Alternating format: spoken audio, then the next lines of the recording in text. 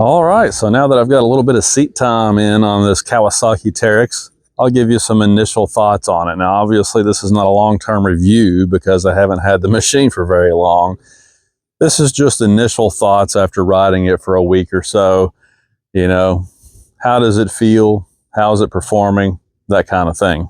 So, first of all, one of the things I noticed right out of the box is that this machine does not have the ability to unlock the rear differential, whereas the Mule MX that I had a couple months ago did. You know, it had an open differential in the rear. You could lock it up if you wanted to for more traction, but it was open most of the time, and that was really great. I don't know if the camera's picking it up, but you know, the grass is kind of wet out here right now. We had some rain last night, and any time that I move this machine around in the field or the yard, it tears up the soil. You know, not only does it not have the ability to unlock the rear diff, but it's got these really aggressive bighorn tires on here. So they really bite in and they do tear up the yard pretty bad. So that's kind of a bummer. Not a big deal, you know, not a deal breaker for me. I live out in a rural area, so it's not like I have a nicely manicured, you know, lawn out in town somewhere or something. But just be, you know, advised of that. If you really care about that, this is probably not going to be the machine that you want. Maybe you should go for a Mule where you can unlock that rear diff and save your grass. So on the other hand, if you're off-road on some gnarly trails or in the mud or something like that, it's going to be great because you want the rear end locked anyway, right? So again, just something to be aware of. Also, and I'll have to bring the camera around in a minute to show you, but the 2-inch receiver hitch is great, but the 2-inch receiver hitch is tucked up under this little cargo area back here. It's actually, if you stand here and look at it, the hitch comes out about even with the back of the tire. So about right there is where, you know, the farthest point of the 2-inch receiver hitch is. And you can see how much of your bed you have sticking out past that. So the obvious problem with that is most of your receiver hitch ball mounts are going to be, you know, about that long or so. So once you slide that into the hitch receiver, the ball is still up under the bed. That can be a big deal because, like on my utility trailer, for example, I've got that dolly sticking up and the dolly would smack the back of the bed here. If you wanted to move around like a small box trailer or something, I don't think you could because once again, when you go to turn, it would hit the bed back here. So one of the things you can do to rectify that is you can use a receiver hitch extender, but when you use those, you start to reduce your tongue weight capacity, you know, because obviously you're putting even more leverage on the receiver hitch. And these things are not really rated to tow a whole lot of tongue weight anyway. So that's kind of a bummer. You know, it is good that they gave you the 2-inch receiver, but you're going to be really limited as far as what kinds of things you can use in this 2-inch receiver because of the fact that they tucked it up under the bed so far. So that's kind of a bummer too. So that's kind of the two things that are bothering me a little bit about, you know, the exterior of the machine, I guess, for now. The other thing is the shifter. It does have a gated shifter in it, but once again, it's kind of notchy. You know, the shifter that I had on that Yamaha was not very good, the Yamaha Grizzly. I've had some shifters before that were even worse, like the shifter on the Can-Am Outlander. It was terrible. For some reason, these companies have a hard time with this. You know, Suzuki got it right. It was smooth as butter. It was just fantastic on the Suzuki. But for some reason, you know, a lot of these companies, Kawasaki, Yamaha, Polaris, they've been making these things for years, and they still can't figure out how to make a shifter that's smooth. You know, I mean, this thing is notchy. You have to rock the machine a little bit to go from low to high to reverse. Sometimes it'll get stuck and you have to really pull on it. It just shouldn't be that way. And I don't understand why it's so hard after they've been making these things for so long. You know, they've been making these things for a long time. So why haven't they got this figured out yet? I don't know. But that's another thing that's a little bit annoying. Let's go inside here and I'll show you. Okay, so again, it's in high range. If you want to go to low, I mean, it'll go, but you kind of got to push it up in there. And you got to give it some force. I mean, it's not real smooth. You know, it doesn't just glide in to to any particular gear. You got to give it some force, and sometimes it won't even go. Like, say, you know, for example, if you're going down the trail in high range and you just decide all of a sudden you want to stop real quick. Let's say you notice you're too close to a ledge or something, so you stop real fast and you want to go to reverse. Well, when you stop really quick, sometimes I guess the transmission is just at a specific point where it binds up a little bit and you can't get it to go down into reverse. So you have to let off the brake pedal just a little bit and then you'll be able to pull it on into reverse. Again, is it a huge deal? I don't guess so, but it's really annoying. And it's one of those things that doesn't have to be that way. You know, they could have fixed that. And there's what I'm talking about with the receiver hitch. You can see the back of the receiver hitch and how far it is up under the bed there. See how the bed just really covers up the hitch? So when you plug something in there, it ends up being way up under the bed. So there's a lot of accessories. Like I have one in particular that I use to take my trash can down to the end of the road on trash day.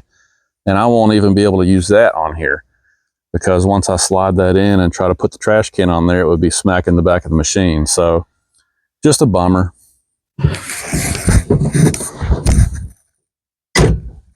All right, something else that I noticed, the steering on this is a little sloppy. So it does have power steering, and the power steering works really well. It has a good amount of assist, unlike the Suzuki King Quad, which you could barely even tell it had power steering. But this machine here has really good power steering. I think Kawasaki in general has good power steering. Unfortunately, there's something about this machine that just makes it sloppy. You know, there's a lot of slop in the steering.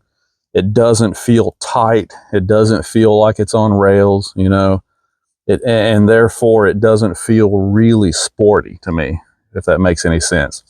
So, you know, so you're constantly sawing the wheel back and forth when you're going down a trail, and it's a little bit frustrating because it makes the machine a little bit unpredictable, you know.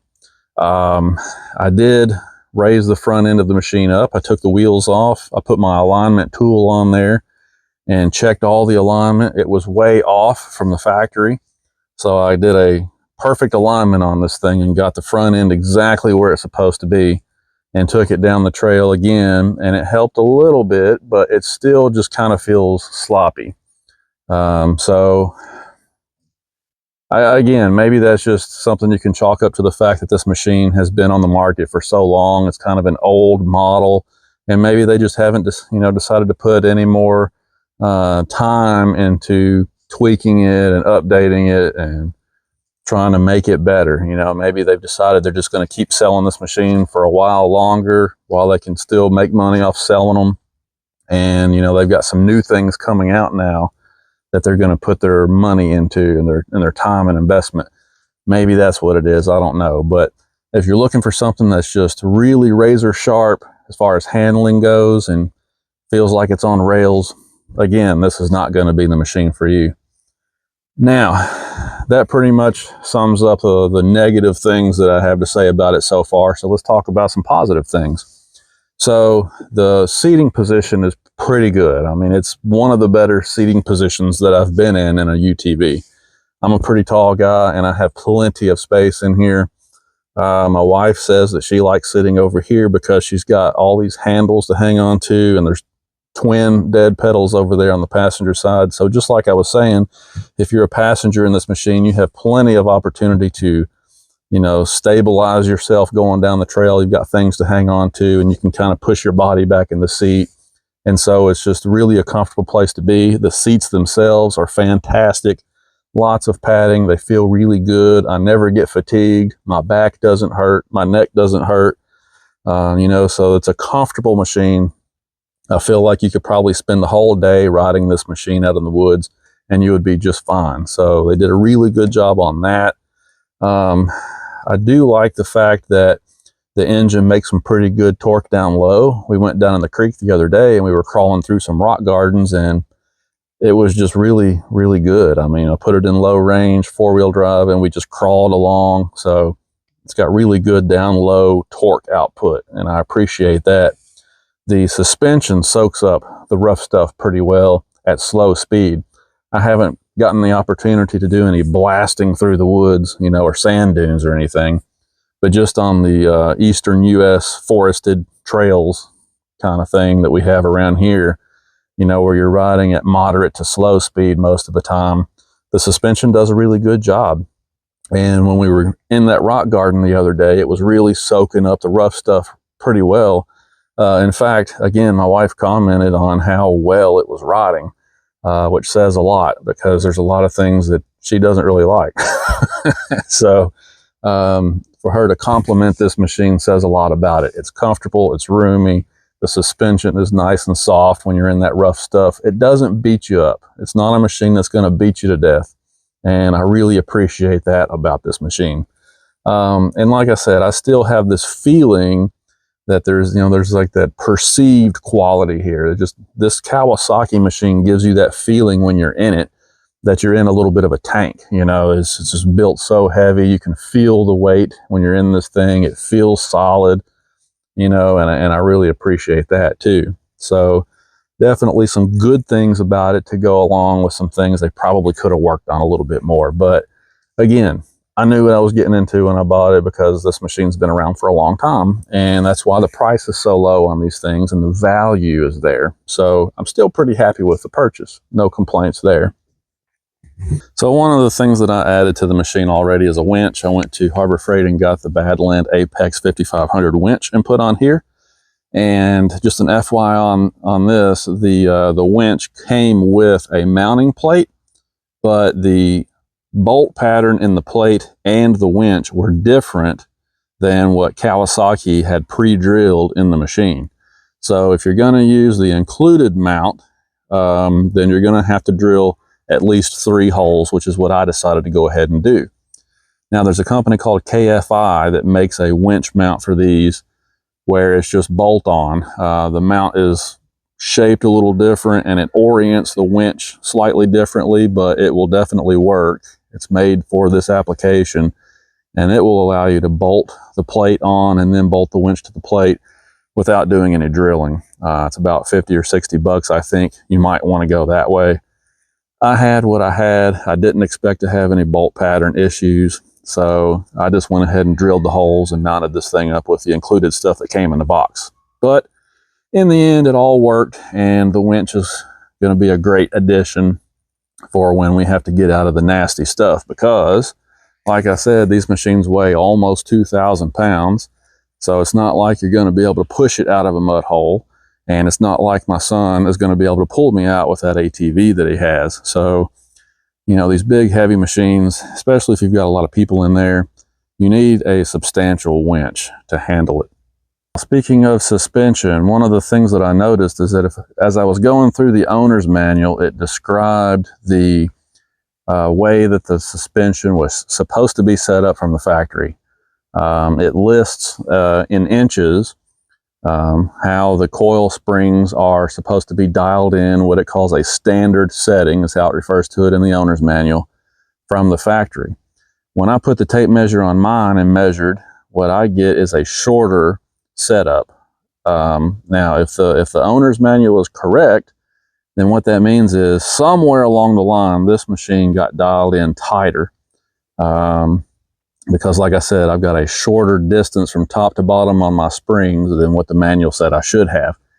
So in theory, what that means is this thing is probably riding a little firmer than it should be. I'm going to leave it like this for now. We're going to take it to the Badlands Off-Road Park up in Indiana, where they've got some sand dunes and you can do some blasting around. And we're going to see how it does. It may be better, you know, being tightened up like this a little bit. But just to let you know, you can obviously adjust the preload on the springs, and you can adjust the rebound settings and compression settings on the Fox shock there with that knob right up there.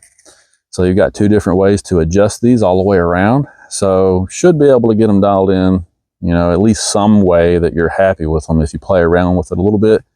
But I just thought it was interesting that I don't know if this happened at the dealership or maybe Kawasaki. I don't know how they ship these things, you know, in the crates. I don't know how much of them has to be assembled at the dealership, but somewhere along the line, this one just got set up a little differently than I think it should be. And one more thing that I did add on is a rear view mirror. I don't think I'm going to fool around with side view mirrors, because that's just, you know, you start mounting mirrors over here, that's just something else to get ripped off on a tree. But it sure is nice to have a rear view mirror, so when you're going down the trail, you can see who's behind you and that kind of thing. So that was a nice $15 Amazon add-on. So yeah, overall, I think that we're both really happy with this machine so far. I think my son even likes it a little bit. He might do some riding with us, he said, when we go to the off-road park next month. So I think we're all pretty happy with it.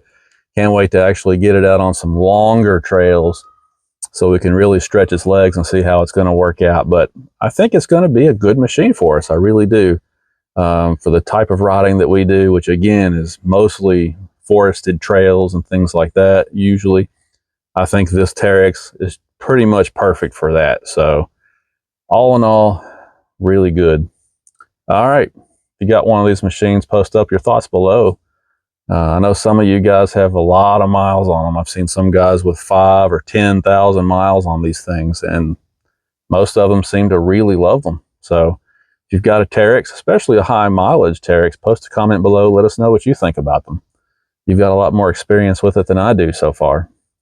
Thanks for watching, guys. We'll talk to you later.